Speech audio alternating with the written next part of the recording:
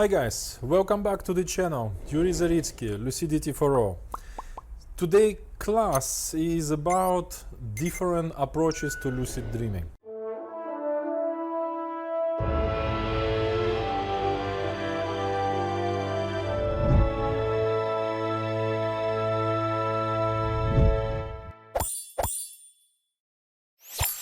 So before we dive into the subject, of course, if you are new to the channel, don't forget to subscribe so that you don't miss out on the upcoming classes. The goal is for you to achieve a proficiency of the shifting into lucid dreams and astral projection before the end of 2022. So if you missed out the previous classes, access the playlist. I will put it downstairs. And access the previous modules that we have went through so that you follow up well on what is going on. Today's class is about different approaches to the shift into lucid dreams and astral projection. So you need to know before you start the practice of the shift which approach you are using.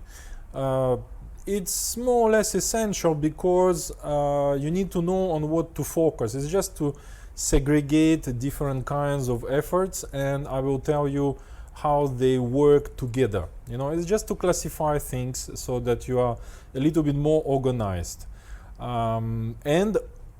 Important part is that you don't focus on difficult approaches at the beginning of your practice. It would be waste of your time and energy, and might bring you to frustration, and it's not good to be frustrated with this kind of effort, which is non-physical and a little bit sometimes a little bit more difficult to put words on, you know, for if you, especially if you come with a little bit more of a magical approach to the subject, you know.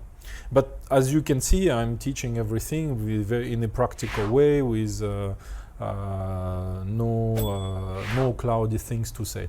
So coming back to different approaches. So we have three different approaches to the goal of the shift.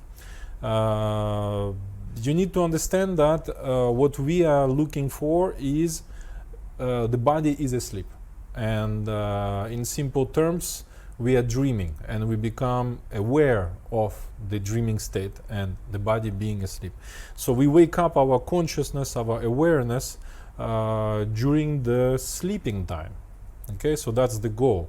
So you are not awakened, you are not walking around, you are not meditating, your body is asleep, but your awareness will wake up in your dreams. So that's what we are looking for. After that, you can categorize the experiences as out-of-body experience because you have the feeling and the experience of coming out from the body or astral projection, or you are a down-to-earth guy and whatever happens, you call it the capability of your mind, and you call it lucid dream. Okay, so it doesn't matter. But in both cases, the body is asleep and you have an experience and you are aware of the experience.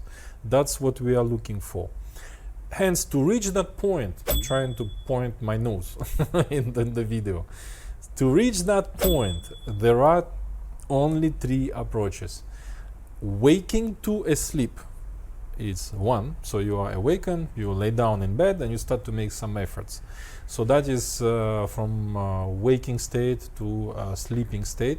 Michael Raduga calls it direct approach, and the lucid dreaming community calls it WILD, wake induced lucid dream, WILD. I think that was invented by spontaneous lucidity within the dream state. So that's another approach. You are inside the dream state, and for whatever reason you realize it's a dream. So hence everything changes, and my cat is passing by. And another approach is upon awakening. So you just wake up from the dream, or from sleep. You realize that you just woke up and you start to practice something. Okay, so I'll recapitulate.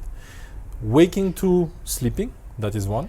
Within the dreaming state, the sleeping state, you realize that you are dreaming. That's number two. and upon awakening, number 3. So waking to sleeping is the most difficult one because it's not something natural, you know. It's something that you need to learn how to do. It has a little bit of difficulties that the other two approaches do not have. We are simply not used to fall asleep and do something. I think many of you will agree with that. Your best way to fall asleep is do nothing. So how you do the action is do nothing is the action to fall asleep. You know, so if you start to do some mental exercise, depending on what kind of mental exercise you do, you will fall asleep more or less quickly. So the direct approach from waking to sleeping state is the approach that you should temporize and start to work on that on a later stage in your practice, not at the beginning. It's much more worth to spend your time and energy on the other two approaches within the dream state and upon awakenings, where you cancel out all the difficulties of you making the effort to go to bed, and some think it's a meditation. It's not. It's really falling asleep, and but you want to retain your awareness with you as you fall asleep. So it has difficulties. So let's focus on the other two. But before year end, I will teach you everything. Yeah.